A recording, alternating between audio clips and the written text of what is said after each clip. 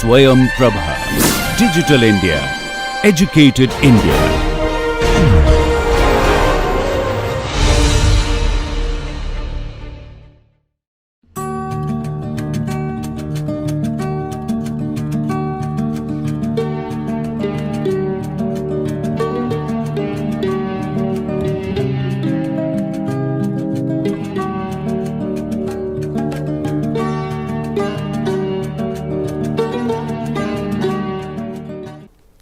Hello and welcome. The topic of the session is business model innovation. What is business model innovation, for whom, and why there should be business model innovation? Is it different from technology innovation, management innovation, or how are they connected? So we are going to discuss this with many examples. There is no theory per se, but we'll be talking about various kinds of business model innovation through examples.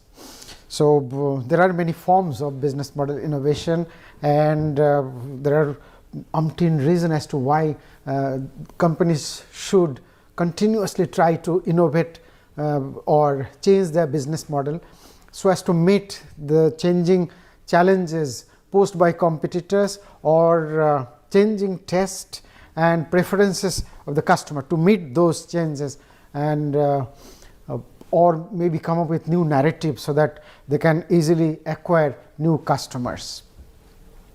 Business model and business model innovation has been defined in Wikipedia in this manner, that business model describes the rationale of how an organization creates, delivers and captures value in economic, social, cultural and other contexts. And the process of business model construction or reconstruction or modification is also called business model innovation, and forms a part of the business strategy. So business model actually is kind of a core aspect as to how a business creates and profitably delivers value to a group of satisfying customers. Every word is important. So that can be blown up into a paragraph of a definition. So, but then it is imperative that any business create social, environmental and cultural values. Only then they will be able to sustain in the long run.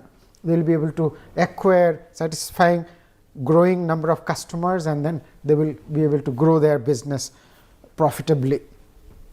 Business model also includes the purpose, the vision, the target customers, the offering, that is the product and service, the value proposition, how your offering is better than competitors, organizational structure, business process, infrastructure requirement, the values that you hold and the culture that you promote. So everything together is business model. And what is innovation? Innovation is the process of turning new ideas and knowledge into value.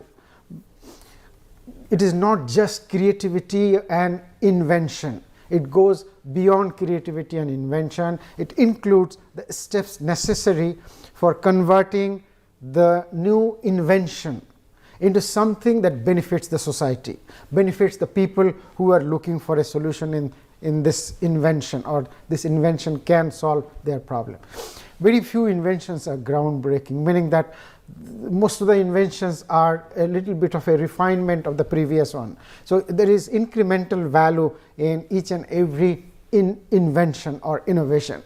There are groundbreaking, but number of groundbreaking innovations are very few. So it has been documented, empirically evidenced, that any company who are kind of innovative, meaning that bringing new products, new process or new management practices, they outperform others. Whereas the traditional companies who do not innovate, normally they perish. They don't perform like the innovative companies. Innovations actually fuel majority of the world's long-term productivity and economic growth. Innovation doesn't help only the company per se. Innovation helps the country as a whole, because through innovation you bring new product, new technologies, and then the country's products become superior compared to other countries, so the country can export both products as well as technologies. And then we earn foreign exchange in the process. So country becomes richer, their currency becomes more valuable. Customers becomes beneficiary because customer gets new product that helps improving their lifestyle, that alleviate their pains, so they are a much happier lot. So innovation actually helps everybody. And how innovation happens? We should go back to the fundamental tenets of innovation. Necessity is the mother of all invention. Why I say this is like this, that people who normally invent, they don't usually invent unless they are kind of forced to invent or they are enticed to invent. So most of us are capable of creating something new that can benefit the society, but unless there is a problem that is bogging us or that is challenging our existence, we normally don't resort to thinking out of the box or don't exercise our creative side of the brain, and then we normally don't invent.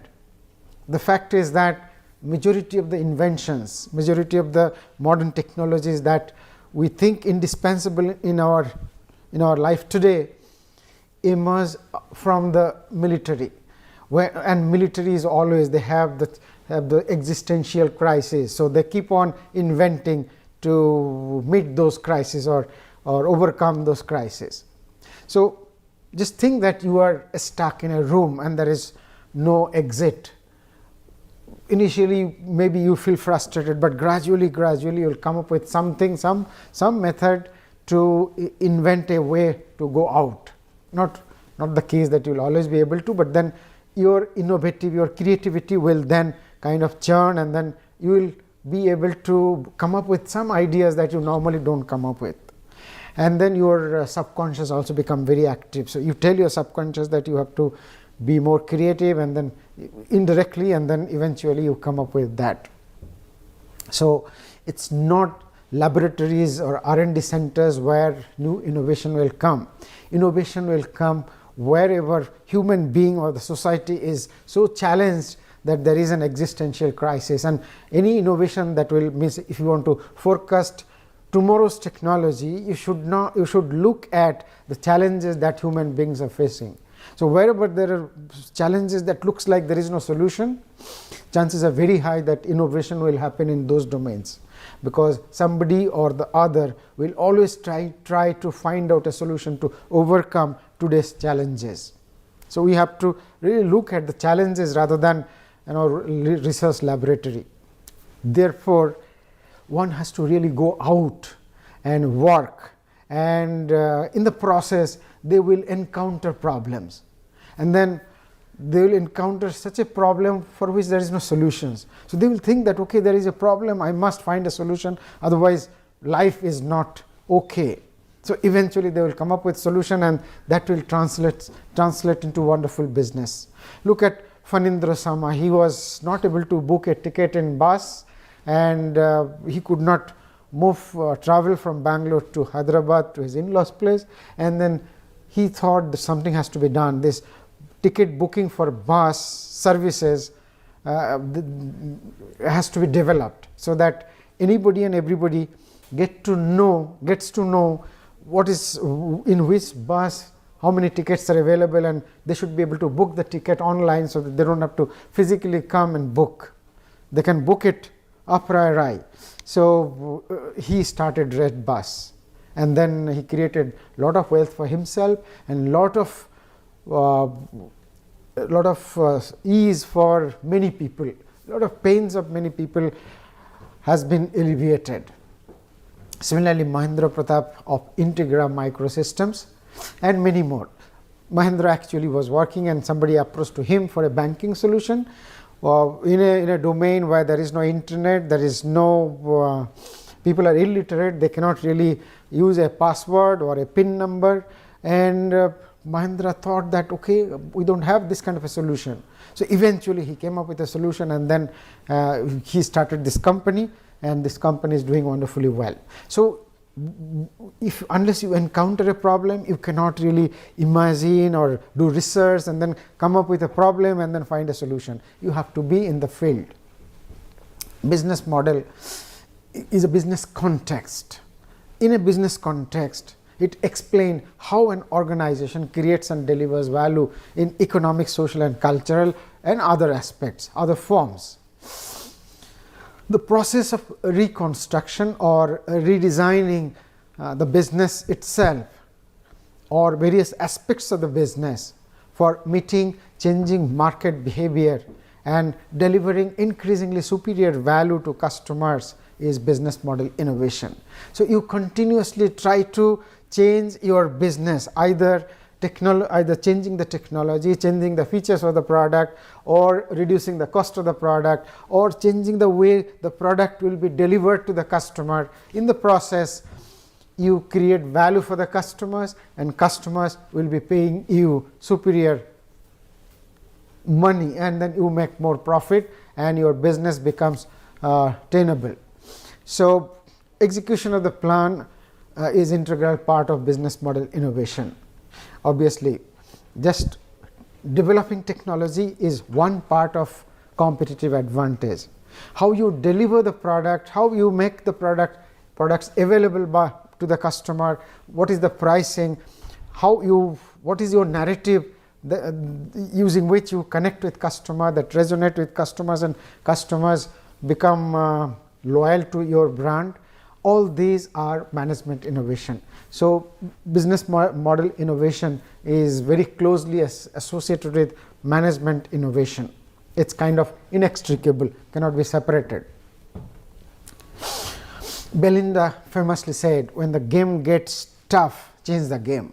So, when you find that going is kind of tough, it is time that you innovate business model. It is time that you change some of the aspects of the business and make a new business model altogether. So, that is what is business model innovation, and that is how you are going to be able to fight under tough situation. There are many contexts in which both all innovation happens, like technology innovation. So, you innovate either product or process or maybe service as well. So, all these are technology innovation, and that defines new business, that gives opportunity to many entrepreneurs to start a new business, because new technology will solve customers' problem in more efficiently. So, companies can offer their services easily at cheaper rate. Then comes business model innovation. So, using the technology innovation, using management innovation, you can innovate business model. You can redefine your business model. So, that is business model innovation. Government also is interested in innovation. Government per se does not do innovation, but then they have many government institutions who are engaged in innovation. Other than that, government across the world need innovation to provide better facility, better infrastructure, better medical services, better inclusive service to the society. So, government are a major consumer of innovation. Then there is innovation ecosystem. There is an innovation system, meaning how innovation is promoted. Innovations may not happen naturally or voluntarily. So, different agencies, both government and private, can create some kind of a conducive atmosphere, environment in which people will be encouraged to innovate. They will be remunerated for their innovation, so that everybody is always trying to think out of the box. They try to churn their creative side of the brain. So, an innovation ecosystem is always there in every country. Some countries are better, so their innovation index is higher. We are gradually improving our innovation index. We are 57th.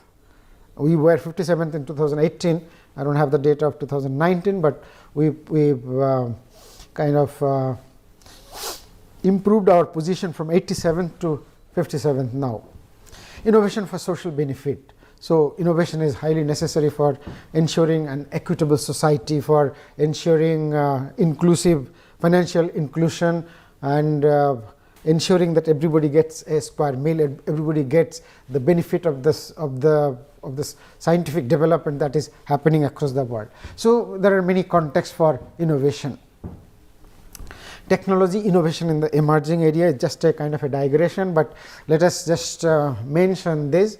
So we are in the 4th industrial revolution. The first industrial revolution started sometime in 1784 or 76, when the first cotton ginny was invented, and then steam engine was invented, and then that automated the industry. That was an industrial revolution altogether. Gradually we had electricity, we had electronics. So industrial revolution 1, 2, 3, 4. Presently we are in industrial revolution 4, where we have this biotechnology, then 3D printing, virtual and augmented reality, artificial intelligence, robotics, human enhancement, like we are trying to enhance our capability both for reproductive system, for our performance, mental, physical. Then we have the digital communication, we have 5G already in the place. So that is going to transform our business. Once 5G is there, so many things are going to change. The way we entertain ourselves, the way we communicate, the way we do many things, like Internet of Things, like autonomous vehicle. So many other things are going to be very different, going to redefine our social life, cultural life. Then there is blockchain, quantum computing is just emerging. So all these are technology innovation that is going to happen, and that is going to throw unprecedented opportunities for entrepreneurs to redefine businesses or define afresh new businesses. So this is going to normally innovation disrupt the status quo. A status quo means the present status of anything. If it is technology, then it is present status of, say, state of the art. So it's going to disrupt the state of the art, and it brings new technology. So whichever companies are using the old technologies, they become obsolete. So you come up with a new technology, you survive or you flourish. Other people actually kind of quit. So at the same time, you come up with new technology that gives better comfort to the customer, so they are happier. So they kind of don't accept the old technology. So the existing companies who cannot cope up with the competition, they perish. The future of economic progress also is linked with innovation, then business model innovation, and it's going to be driven by the Industrial Revolution 4. It shapes corporate governance, and the new generation information technology will be guided by this, driven by this, and there will be many new multinational from entrepreneurs, out of the entrepreneurs. Is technology innovation different from business model innovation? All the technology innovations actually promote business model innovations. So technology innovation is a subset of business model innovation. But other than technology innovation, management innovation also promote business model innovation. So business model innovation is a broader domain, and technology innovation is a subset of that domain. Some business model innovations are through technology innovation. Professor David TC is a wonderful author, researcher, and he has some papers, but particularly on dynamic capability, that has been cited highly, several thousand citations. So he says that get the business model wrong and there is no business. So you are doing a business and the market actually is changing, so your business model becomes wrong at some point of time. So there is no business. So you have to constantly evolve and redefine your business model to remain relevant, competitive, and flourish. So what is business model? Business model innovation, meaning there are what, when, why, how, for whom, etc. question to be answered about business model innovation. So what innovation are you executing? What kind of benefit it is giving to your company? Is it creating value for your customer? So that is what is business model innovation. Why to innovate? it will create more value to your customer, bring advantage to your organization. How to do it? How are you going to create and deliver economic, social, cultural and environmental values to your customer is the how of business model innovation. And whose problem are you trying to solve using business model innovation is another aspect. And empirical evidence shows that through business model innovation, organization can generate higher operating margin compared to innovation in operations, innovation in product or services, etc. Business model innovation is far superior, gives far superior advantage compared to other innovation. Now, what are the forms of business model innovation? That's very important. It can be in terms of value proposition. You change your value proposition. We have discussed that in detail. Or you change your operating model. Or you change business system architecture per se. If you are thinking in terms of value proposition, then value proposition comes out of product or service modification, so that you give either product of higher efficacy or better performance, better packaging, or better say sense of ego or satisfaction, or the product as an experience. You can give a new product that people are enamored, like iPod. People actually had other than music, they had a new experience. They could download music on the fly. And another example is candle with aroma. Suppose candles are historical, but then now new forms of candles have appeared. So imagine that you are coming back from office, you are tired, and you put a candle that kind of glows a very dim light. At the same time, it emits some aroma that you like, of your preference. So you feel soothing environment, and you feel that this is a wonderful, you kind of release all your tension and you reinvigorate your enthusiasm. So that's an experience. A candle is a candle, but then this candle gives a new experience and it becomes a wonderful product. Candles are selling for thousands of rupees. One candle, several thousand rupees, because of packaging, because of the new experience that people are getting out of it. Similarly, in the value proposition, you can give trust. Like Tata, you just tell the name, people will view that as something that is associated with trust. Then there are pricing also, like free and then freemium. That means initially you give free, or something you give free, for premium thing you charge money. So something like Ghana or Spotify, you download, you just listen to that free, but if you want to download, you pay for it. So there are several others. You can read that leisurely. I'll not spend a lot of time. So you can have operational model, different operational model. I'll talk about this low cost. See, Aravind invented a low cost model. It's almost like the assembly line concept of pizza making and delivering.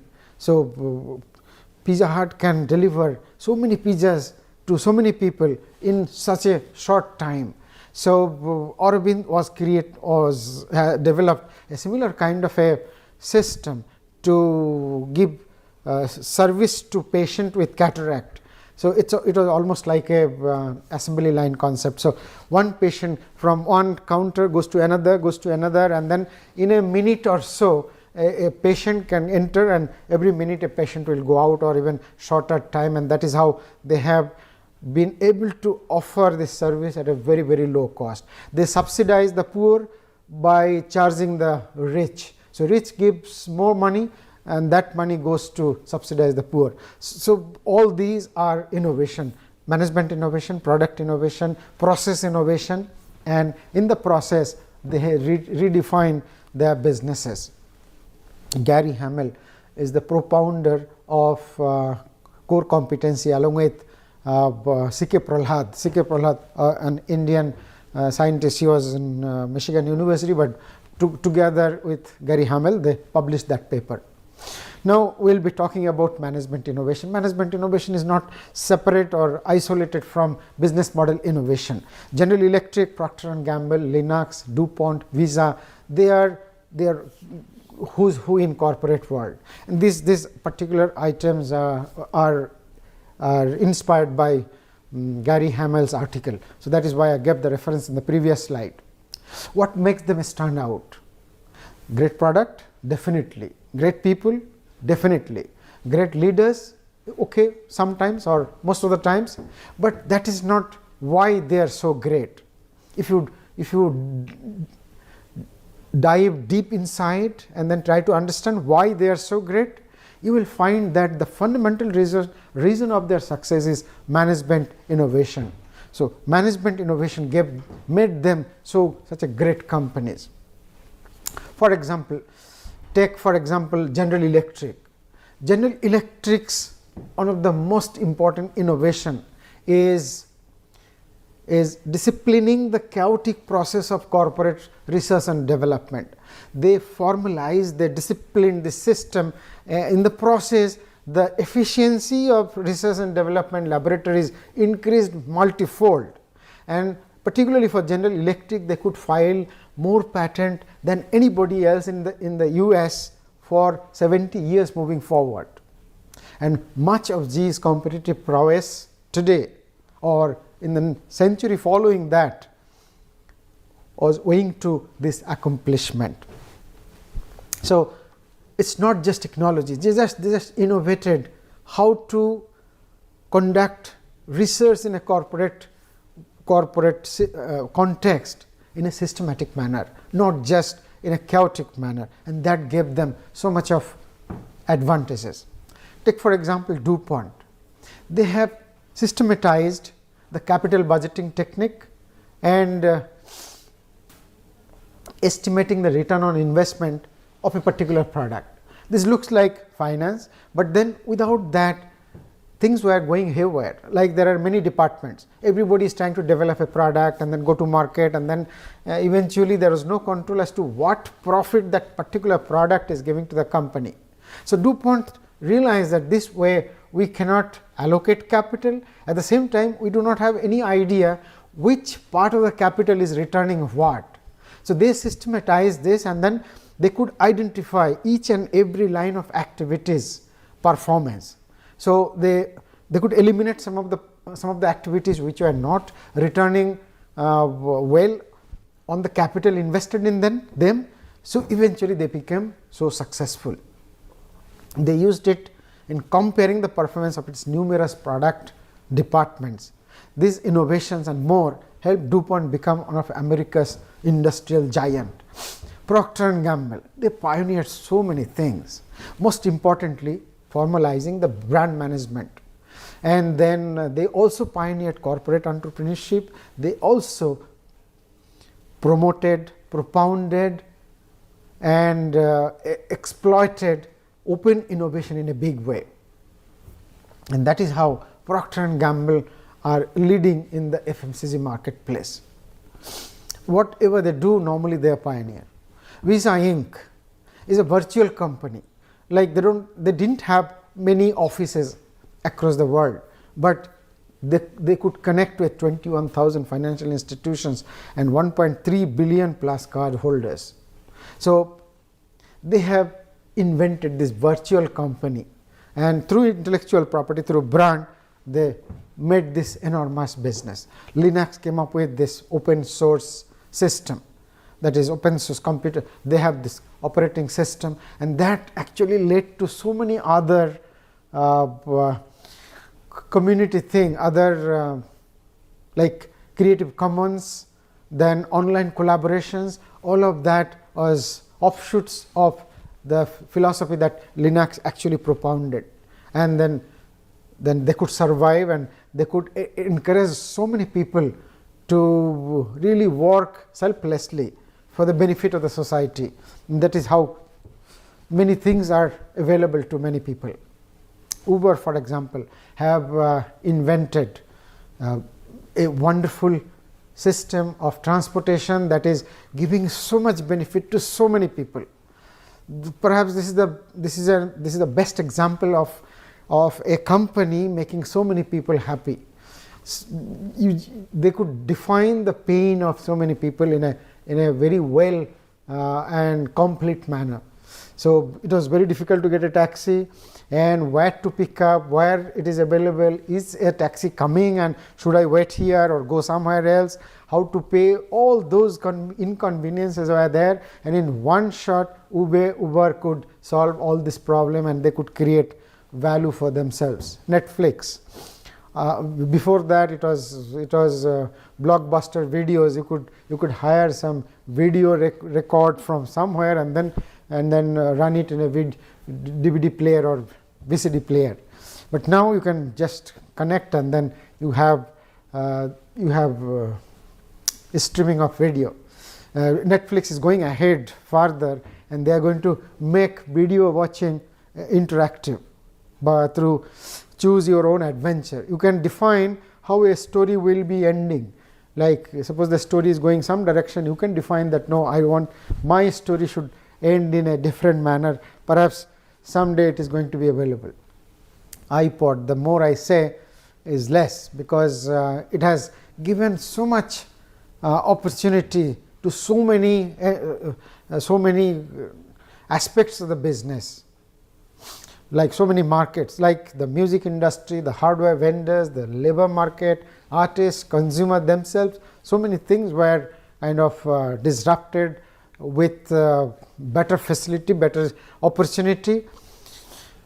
So Apple's engineer, Apple's marketer, their designer sat together and they understood the problem that people are facing and then came up with a wonderful solution.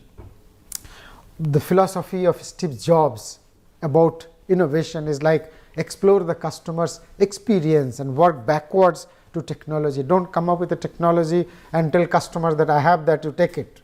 Rather than that, you understand the customer, go back to your laboratory and design a solution. Know the competitor's value proposition. Are they better or yours better? And then offer superior value. So compare that and then redesign your own product. So reinvent your business model. Recruit a balanced and excellent team. Connect the dots, meaning connect it backward. If you want to understand the dot philosophy, I have the next slide. Obtain feedback and simplify constantly. Getting the feedback from users are most important. That will make us or give us guarantee that our product is going to be successful. Our product, when available, it will be bought by the customer. So you can read this about connecting the dot backward. Hindustan Unilever, an example of India, they at some point of time they felt so much of competition from competitors. They thought something is to be done because they were not able to compete.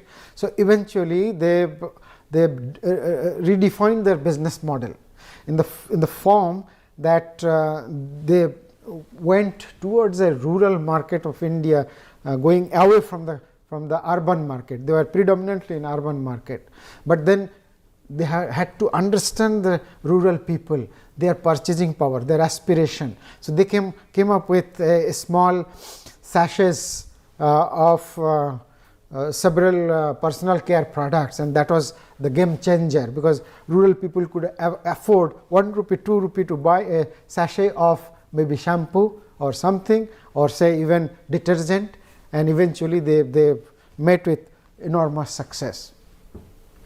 Another example from India, Zip Dial.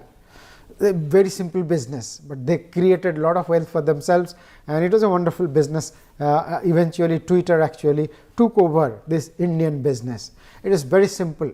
The business model is like this, that a customer or anybody gives a missed call to a number, a given number.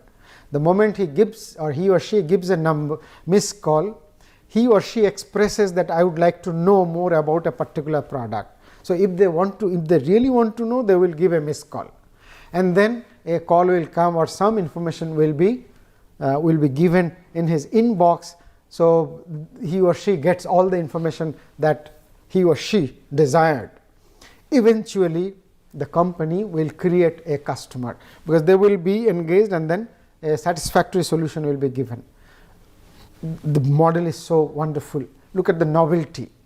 No unsolicited push message. If somebody is not interested, unnecessarily there will be no message. Sending message cost money, so there is no cost here. only the interested persons will give a missed call to get information about something. Unless somebody gives a missed call, that person doesn't receive the mail. No cost on the part of the company, because missed call does not cost. You give a call, you will be billed only when the call goes through. So here call doesn't go through, it's just a missed call. So no money. One of the cheapest process to build customer awareness and relationship, because you don't incur cost, and customers, the people who you are trying to connect do not get irritated, because it is not unsolicited. Its clients include Coke, Disney, Procter & Gamble, Dove, and many more. Eventually, the company started in 2010, but eventually in 2014 it was taken over by Twitter for $50 million. Look, it's such a simple business, but so wonderful, so valuable. Goons, another company, another Indian innovation, wonderful innovation. They have centers where you can deposit your used clothes. They will distribute that to the poor and needy in exchange for work. So there is no subsidy kind of a system. Nothing is given free. If you give anything free to anybody, it creates a bad habit. It is a curse to the society. So one should not give anything free to people. They should get something in exchange for doing something. So they can give their labor, then give some dresses free, some money free is fine. You ensure employment rather than giving subsidy to somebody. He or she will lack the habit of earning. They will never work again. They lose the charm of working. Another company, Interview Street, they offer a system, a programming platform where you can write a program. So any company who wants to test your skill in programming can hire this company. They will see the programming skill. They give real programming assignments, and they are very successful. They are big names are their customer. Mitra Biotech is offering wonderful service to cancer patient. They create an artificial tumor outside the body of the patient so that the patient can get rid of the risk of chemotherapy. Doing wonderful business.